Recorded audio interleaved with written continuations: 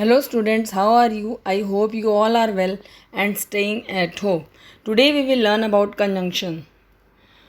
A conjunction is a joiner, a word that connects parts of a sentence. A word connecting words, clauses or sentences is known as conjunction. There are different types of conjunctions, like first is coordinating conjunctions. The simple little conjunctions are called coordinating conjunctions. We can recognize coordinating conjunctions with the help of these like and, but, or, yet, for, nor, so. When a coordinating conjunction connects two independent clauses, it is often accompanied by the comma.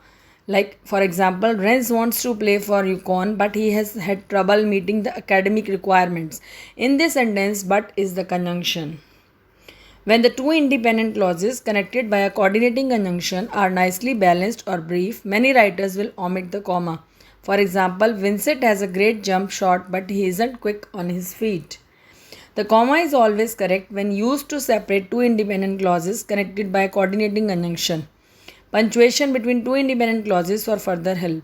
A comma is also correct when and is used to attach the last item of a serial list, although many writers will omit that final comma.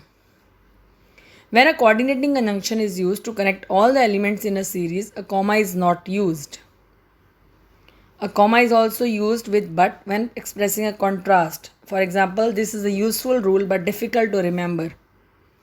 Among the coordinating conjunctions, the most common of course are and, but, and or. It might be helpful to explore the uses of these three little words. The example below by no means exhausts the possible meanings of these conjunctions. Now there are different kinds of coordinating conjunction.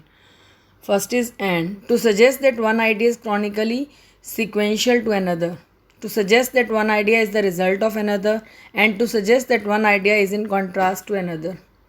Second is but, to suggest a contrast that is unexpected in light of the first clause, to suggest in an affirmative sense what the first part of the sentence implied in a negative way, to connect two ideas with the meaning of with the exception of. Nor. The conjunction nor is not extinct, but it is not used nearly as often as other conjunctions, so it might feel a bit odd when nor does come up in conversation or writing. For example, he is neither same nor brilliant. Kinds of conjunction. Next is subordinating conjunction. A subordinating conjunction comes at the beginning of a subordinate or dependent clause and establishes the relationship between the dependent clause and the rest of the sentence. It also turns the clause into something that depends on the rest of the sentence for its meaning. For example, he took to the stage as though he had been preparing for this moment all his life. In this sentence, as though is the conjunction. Common subordinating conjunctions are after, although, as if, as long as though, because, before, if only. Thank you.